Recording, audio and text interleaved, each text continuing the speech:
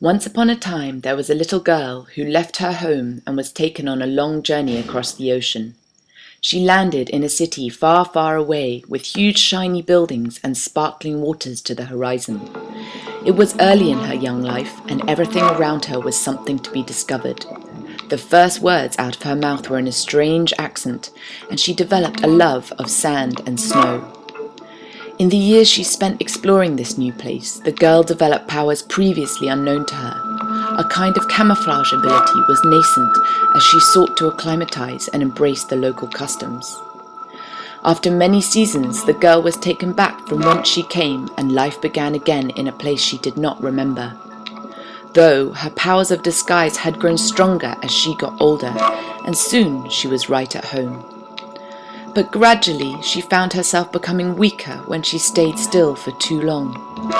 To feed her energy she needed to move, and move she did, always nourished by the new, the different, the adventurous.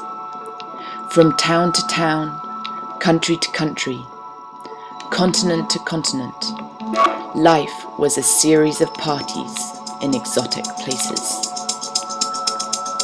But as her knowledge of the world expanded, so her dream of constant transformation turned into a nightmare.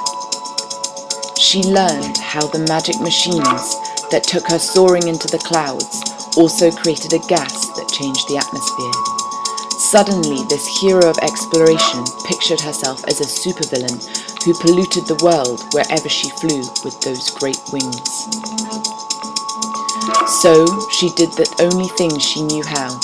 She used her powers to go to the source of the problem, journeying deep into the green forest, to the place where the black energy comes out of the ground.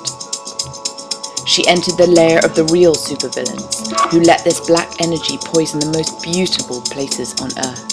She saw flames, black lakes, leaking metal, rainbow films, and sickness everywhere. The question she asked herself was, how could she use her powers without harming others? And how could she help those who had no power to stop the supervillains devastating their sacred land of plenty? As the girl moves forward on her path, this is her quest. The answer is always just a few steps ahead of her, as she longs to reach her next destination. People know me as the Traveller.